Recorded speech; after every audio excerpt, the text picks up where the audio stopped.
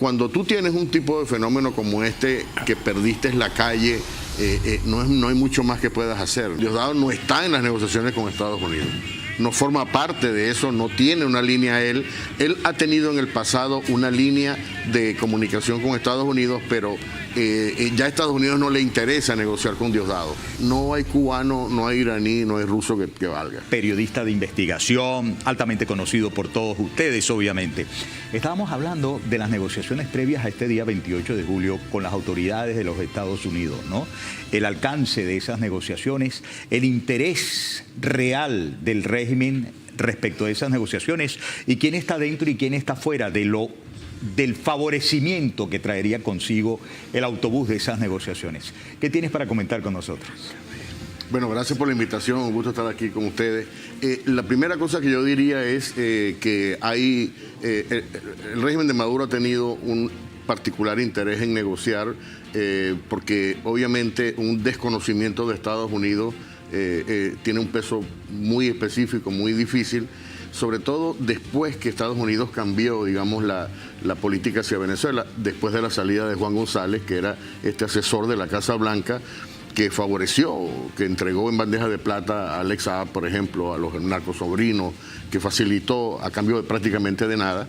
Esa posición se revirtió, entró en juego ya otras personas que están no solo mejor enteradas, sino con una línea más dura, y esto puso a Maduro a habilitar, digamos, una serie de cabildeos, ¿no? Ahí, por ejemplo, ellos buscaron una firma muy importante, se llama Dentons, que tiene un operador también muy movido, David Sayed, que reside en Londres, pero se mueve. Él fue esta persona que logró traer a Boris Johnson para reunirse, para visitar Caracas, ¿no? Es decir, tiene un conservador, por cierto, ¿no? de la política de Inglaterra. Y ha movilizado también operadores privados que tienen interés y negocios en Venezuela, porque está muy preocupado, ¿no? Y una de las cosas, como se sabe ya, es esa cosa que le pesa mucho encima, que es el tema de la recompensa, ¿no? En un escenario de salida, de escape o de transición, ese tipo de medidas tiene un peso muy grande para Maduro. Y luego también ha tratado de ofrecer, que es la otra parte, como lo ha hecho también últimamente, de ofrecer que se va a portar mejor, o sea, tratando de ofrecer un cambio que no se ha producido en 12 años desde que llegó al poder, pero ahora sí quiere, incluso ha ofrecido favorecer los intereses de Estados Unidos, los intereses económicos, abrirle más todavía digamos las reservas de petróleo, las reservas de materiales preciosos, etcétera, abrir el mercado completamente a las compañías americanas. Lo cual es una contradicción, ¿no? Porque va, digamos, contradiciendo el discurso que ha sido hasta ahora de ataque permanente a Estados Unidos, a las sanciones. Y adicionalmente ha hecho también una oferta que en Washington, por supuesto, nadie la está comprando. Maduro ha dicho que quiere incluso darle un par de ministerios a la oposición para que participen por supuesto, eso no va a ocurrir. Pero a ese extremo ha llegado Nicolás Maduro en las negociaciones. ¿Tú enmarcarías esta puja de Nicolás Maduro porque Estados Unidos le permita trámite el que sea de por medio, él permanecer el poder y luego portarse bien? Lo que ha sucedido desde el punto de vista narrativo inmediatamente después del atentado contra Donald Trump. Es decir, repudiamos el atentado contra el expresidente Donald Trump, dijo Nicolás Maduro, y enviamos bendiciones al pueblo de los Estados Unidos. Y a eso le sumamos el hecho de que cuando se retira Joe Biden, entonces dice, ha tomado una decisión muy inteligente el presidente Biden y la felicitamos, una cosa que de locos, ¿no? Uno dice, bueno, ¿cómo es esto? Que los tipos, los archienemigos, los malvados, los que lo querían matar, de pronto terminen felicitados por él. ¿Lo enmarcas en eso? Sí, claro, exacto. Es como en la necesidad que él tiene de cambiar esa estrategia, de demonizar a Estados Unidos, porque en esta estrategia de declarar un fraude y lograr, digamos, salirse con la suya, la aceptación o no de Estados Unidos es clave, ¿no? Y ellos han tratado, pero el problema es que ya no le creen la historia, porque Maduro y el régimen en general han incumplido con los diferentes acuerdos que se han planteado. No hay nadie que crea en Washington lo que esta gente está prometiendo, y básicamente ya hay un cambio radical en la percepción sobre Venezuela. Por primera vez están viendo condiciones, porque mira, hay que decirlo, ¿no? Durante la administración de Juan Guaidó, que era, digamos, el candidato que apoyó a Estados Unidos hasta lo último, sobre todo la administración Trump, había reservas con respecto a la capacidad de Juan Guaidó para hacerse cargo del país si Maduro salía del poder, ¿no? Con María Corina es una historia completamente distinta. O sea, hay una persona mano firme. Hay, por ejemplo, analistas del Departamento de Estado, de la Casa Blanca, incluso del Comando Sur, que ellos piensan que María Corina es un tipo de liderazgo que los militares venezolanos pudieran aceptar, ¿no? Y muchas de las cosas que no ocurrieron de la administración Trump presionó a un punto de que la captura de Maduro estaba casi a la vuelta de la esquina, y lo que frenó ese evento era el hecho de que qué pasa el día después, ¿no? Ellos no pensaban que Juan Guaidó era capaz de asumir el toro por los cachos, como se dice popularmente. Con María Corina ahora sí, hay un convencimiento de que el liderazgo de María Corina es un liderazgo firme, es un liderazgo que los militares pueden confiar, que puede conducir un cambio mucho más complejo. Pero entiendo por lo que me dices que bajo ningún concepto hasta ahora él ha puesto sobre la mesa, digo, Nicolás Maduro en las negociaciones con Estados Unidos, el yo me voy, pero, si no, yo me quedo, me porto bien, pero, bien. El presidente Biden prácticamente está de retiro, no va a competir en la elección, y hay como un vacío de poder, al menos se interpreta. Kamala Harris nunca ha sido dentro de la política exterior, pero sin embargo el equipo completo de política exterior se mantiene.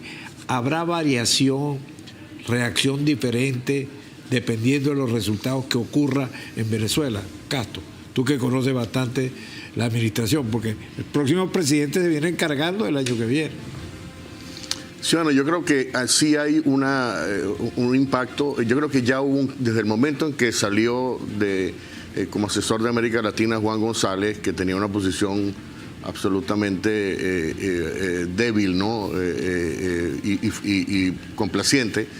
Ahora está otra persona que es mucho más, tiene mucho más experiencia, Dan Erickson, y tiene también un enfoque de más dureza, ¿no? Él es el encargado de las negociaciones. Él no le cree a estas propuestas de negociación. Pero han estado conversando en estos días. Han estado conversando siempre. Es decir, cuando Maduro dijo, acabamos de abrir no, nunca se habían cerrado. O sea, esa ventana siempre estuvo. Porque Estados Unidos siempre está dispuesto al diálogo. Y tú me preguntabas, Miguel Ángel, de las negociaciones de Maduro. La salida de Maduro siempre ha estado sobre la mesa. En el 2020 Maduro y Cilia hicieron un planteamiento, pidieron a cambio que les quitaran todos los cargos que tenían, los cargos criminales. Lo que llaman ellos el lawfare. Exacto. Exacto. Sí, que realmente está basado en evidencia, naturalmente, todos los casos criminales que tienen.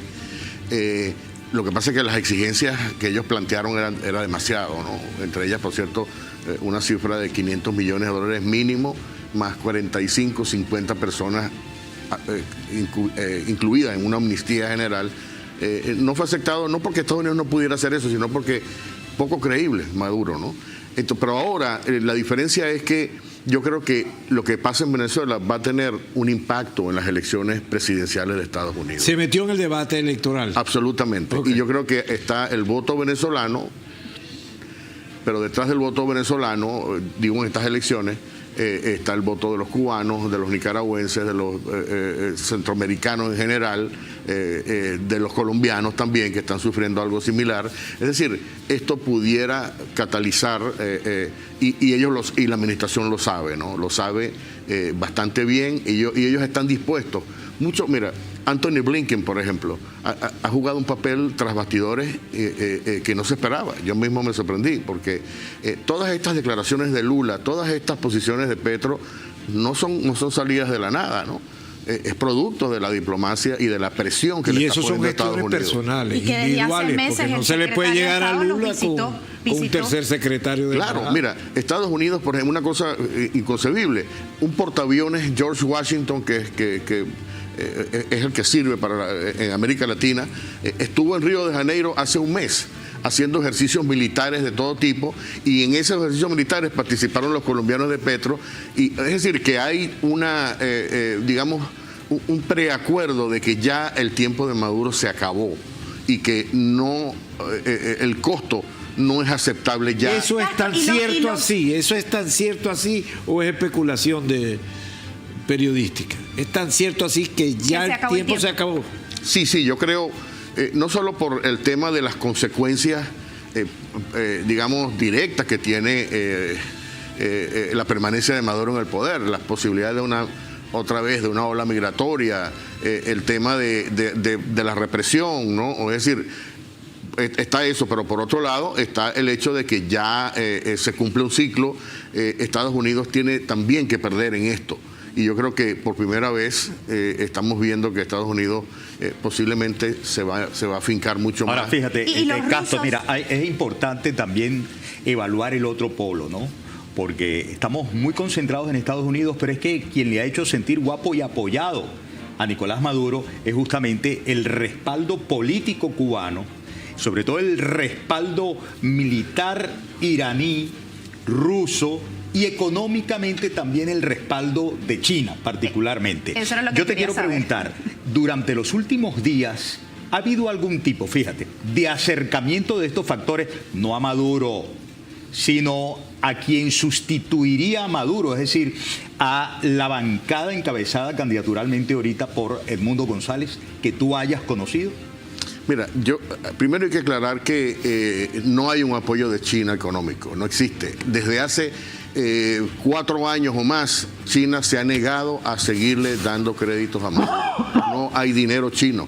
Los chinos se dieron cuenta de que todo lo que ponen en Venezuela se va para el foso de la basura y se lo roban. Entonces, es más, hay una deuda todavía de $60.000 millones. Sí, claro. Los chinos, y Venezuela no la puede pagar. Del está fondo pagando chino. Del fondo chino que se desapareció. Sí. Y no quieren poner más dinero, sencillamente. O sea, no hay dinero chino en Venezuela. Lo que sí hacen los chinos es proveer servicios, como por ejemplo la telefonía, cierto control de espionaje, pero tú no lo ves. Luego, tú dices el apoyo político de Cuba. Maduro no ha mencionado Cuba en la campaña. No ha dicho, estamos apoyados por los cubanos, tenemos una sola patria con Cuba. No lo ha hecho tampoco. Durante el desfile militar salió la bandera rusa, pero ¿y dónde estaban los cubanos? Bueno, porque es que fue un suicidio en primavera el haber metido en la campaña electoral la causa de Guyana, cuando Cuba abiertamente apoya a Guyana. Entonces, pero yo creo que Cuba es una palabra tóxica para las Fuerzas Armadas. Cuando tú hablas de Cuba, eso genera un rechazo extraordinario, y esa es la razón por la cual Cuba ha pasado por debajo. Es decir, no hay mención de nada que tenga que ver con Cuba en lo que dice Maduro, lo que ha dicho Maduro. Luego, Irán, mira, ¿cuánto hay de la distancia entre Caracas y Teherán? Posiblemente son 18 horas de distancia. Tú no puedes manejar una intervención de fuerzas iraníes. Puede haber algún grupo, ¿no? Puede haber, pero la logística de manejar un ejército de 5.000 personas, ¿no? Es un reto grande, cuesta mucho dinero. El régimen no tiene dinero, los iraníes están complicados. Irán ha mostrado que es un tigre de papel cuando se ha enfrentado con Israel, ¿no? Y luego tienes los rusos lo mismo. Rusia está en una complicación tremenda, pero ustedes ven el escenario de los rusos peleando cuerpo a cuerpo en las calles de Venezuela para mantener a Maduro en el poder, porque ellos manejan los sistemas grandes, digamos, misilísticos o antimisilísticos, los Pechora, por ejemplo, los S-300, los aviones Sukhoi, etcétera. Pero esto es para una guerra convencional. Es decir, no que estamos en un escenario de guerra Maduro es convencional. puro amague con esos respaldos. Digo yo, te hacía la pregunta porque en estos días la rueda de prensa que dieron al cierre de la campaña electoral María Corina y Edmundo, un periodista le preguntó sobre las relaciones futuras de Venezuela con estas naciones y dijo Edmundo González, desde su entidad de gran calibre de diplomático, dijo, Venezuela va a mantener la mejor de las relaciones con China, con Cuba, con... Punto, se lo despachó. Mira, hay que recordar, porque la gente se olvida. cuando hubo las elecciones de 2007 o 2008, que compitió Manuel Rosales contra Chávez, los cubanos se le acercaron a Manuel Rosales y le dijeron, por favor, si usted gana, no nos vaya a cortar el suministro petrolero. 2008. Eso mismo se repitió en el 2013, cuando Capriles ganó, pero no cobró. Lo mismo se le acercaron a Capriles, los cubanos, ¿no? O sea, todos saben, aquí se sabe y cada quien cuida sus intereses, pero la idea de que si tú no tienes en la calle, si tú no tienes arraigo popular, que eso también se traduce, o sea, tiene un efecto en los cuarteles, no hay cubano, no hay iraní, no hay ruso que valga. Casto, para retomar el tema de la conversación, ciertamente tú decías, no vamos a ver a los rusos de repente poniendo el pecho de ellos para defender la revolución en suelo caraqueño, pero yo iría un poquito más allá. ¿Van a permitir los rusos, por ejemplo, en el caso de negociaciones con Estados Unidos, realmente la salida de Nicolás Maduro del poder, de esa alianza que tienen ellos? ¿Le conviene realmente a Rusia que Nicolás Maduro salga del poder? Lo que pasa es que tú estás viendo a Rusia como una superpotencia que no lo es. Que ya no lo es. No lo es. Rusia no ha podido con Ucrania, que es un país mucho más pequeño. Mira, la economía de Rusia es más pequeña que la economía del estado de Texas, por ejemplo, ¿no? Y cuando tú tienes los rusos están en una zona geopolítica que no es la de ellos natural. Tienes no solamente el tema cultural y del idioma, sino que tienes muy poca, la diplomacia rusa en América Latina, la de China sí es mucho más eficaz y mucho más presente, la de incluso Irán, pero los rusos tienen absolutamente otras prioridades.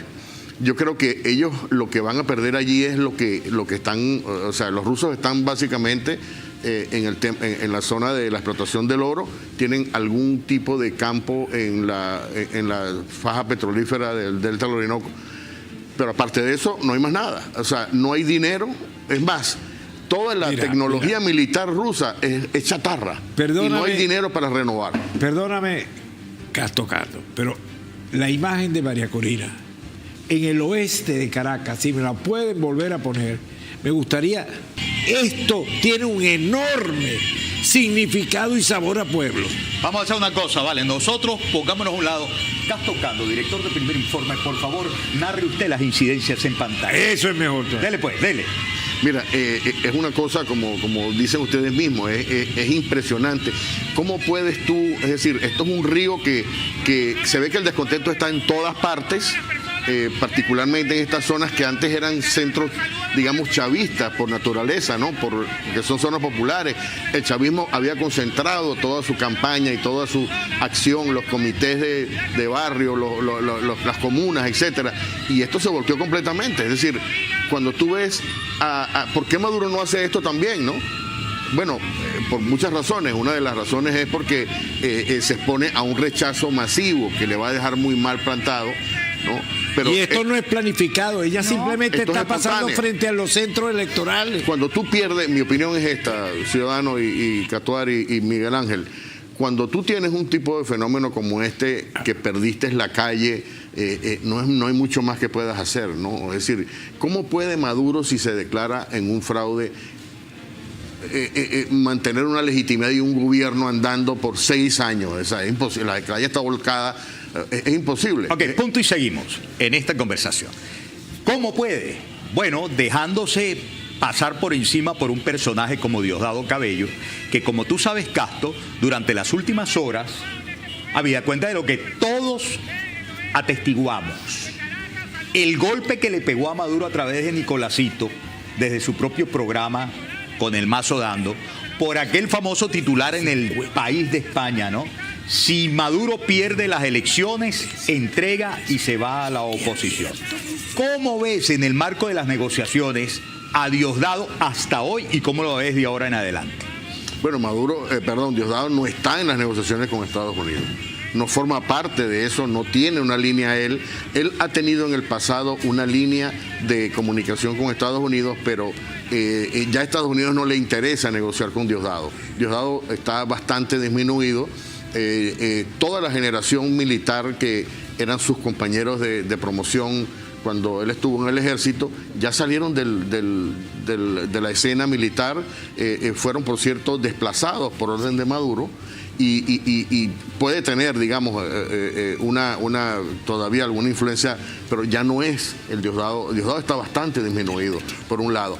Y la otra cosa es que Diosdado tiene el problema de que se va a quedar, o sea, en un escenario de esto, él ha dicho que no quiere irse del país, ¿no? Y él necesita, obviamente, él rechaza estos pronunciamientos, no solo de Nicolásito, sino también ¿De Maduro? No, pero me refiero a que a las declaraciones del ministro de la Defensa. De Padrino. O sea, son dos, o sea, es una piedra que lanzó para dos pájaros. Claro, que son estos dos. cuando Padrino dijo, bueno, el que ganó que se encarame en su programa de gobierno y el que perdió que se vaya. Oye, que se vaya es porque está en algún lado y que se encarame es porque no está encaramado y se va a encaramar. Y es como un mensaje diciéndole, yo voy a dar la pelea, pero ¿quién otra vez, no? Si Maduro perdió la calle, imagínate tú, Diosdado. Diosdado tiene todavía menos porque lo que ha hecho, y es una cosa que él debe estar lamentando. Bueno, él tiene grandes cantidades de cash escondidas en alguna finca, eso lo saben los americanos, pero al mismo tiempo Diosdado ha cultivado sistemáticamente el odio, ¿no? Y todo eso es una fuerza que la gente lo odia. Diosdado no es popular, y la manera de él mantenerse vigente es gritando más y insultando y denigrando en un momento en que, como tú hablaste del candidato Edmundo González Urrutia, que es otro estilo totalmente de un estadista, de un hombre que está promoviendo el diálogo, la cordialidad como una manera de entenderse entre los venezolanos, no ese digamos, estilo ramplón y violento que tiene Diosdado Cabello. Suponte que al final de la jornada opten por reconocer la voluntad popular. ¿Cómo ves el inicio de la construcción de la libertad que recién se iniciaría? Porque hay gente que quizás está sobre el espejismo de que si se gana la elección hoy, entonces ya conquistamos la libertad. No, lo que viene es justamente la construcción de la libertad.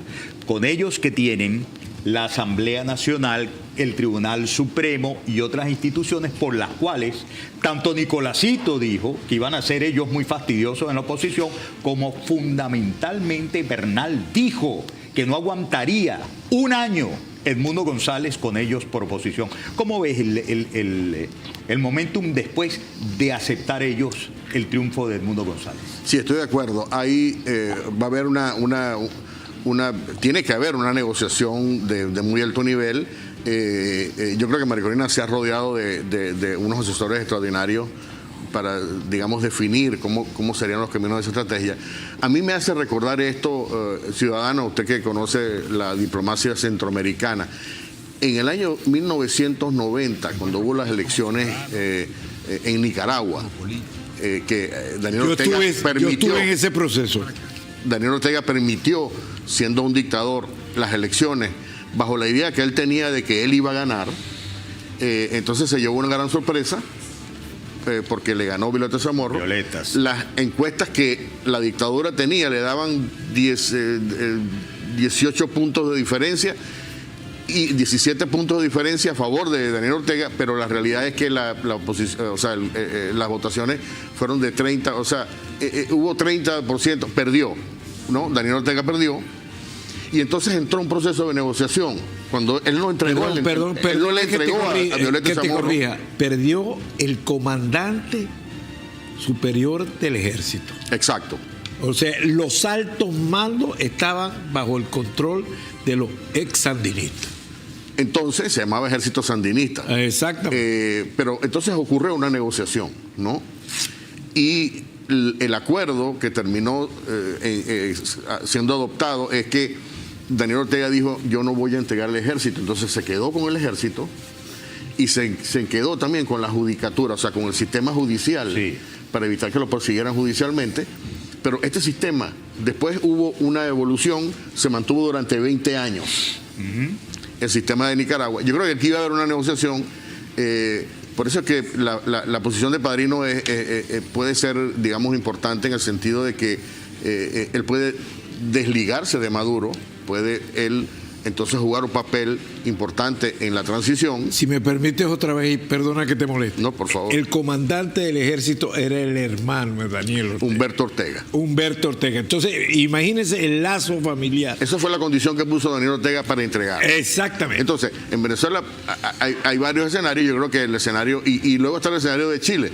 Exactamente. Que también la dictadura controló, o sea, mantuvo el control del ejército durante un tiempo, ¿no? Y luego entonces paulatinamente se fue. Bueno, ya sé, he estado con nosotros un buen rato compartiendo tus opiniones y tus datos periodísticos. La verdad es que nunca antes, en los 25 años de este régimen, pareciera ser tan sólida la certeza de que hay una decisión difícilmente abatible de cambio, ¿ah? Sí, y yo creo que esto lo comparten también por primera vez varios de los aliados más cercanos de Maduro a nivel internacional. Esto también es una cosa que ya prueba que el tiempo de Maduro llegó a su final, en mi opinión. En lo cual Lula, Petro, Alberto Fernández, Boris, Pepe Mujica y tal son determinantes, ¿cierto? Mira, y tú no ves a los actores importantes de la izquierda de otros países. Por ejemplo, yo nunca he visto a nadie de Cuba hablando a favor de Maduro, no he visto a nadie de Nicaragua tampoco, no he visto a Evo Morales hablando a favor. Es decir, hay un absoluto silencio digamos, el grupo de Puebla o del grupo del Foro de Sao Paulo. Y la izquierda en España o en Europa también. O sea, Maduro se convirtió, a causa de él mismo, en una figura tan tóxica que ni siquiera la izquierda internacional lo está avalando.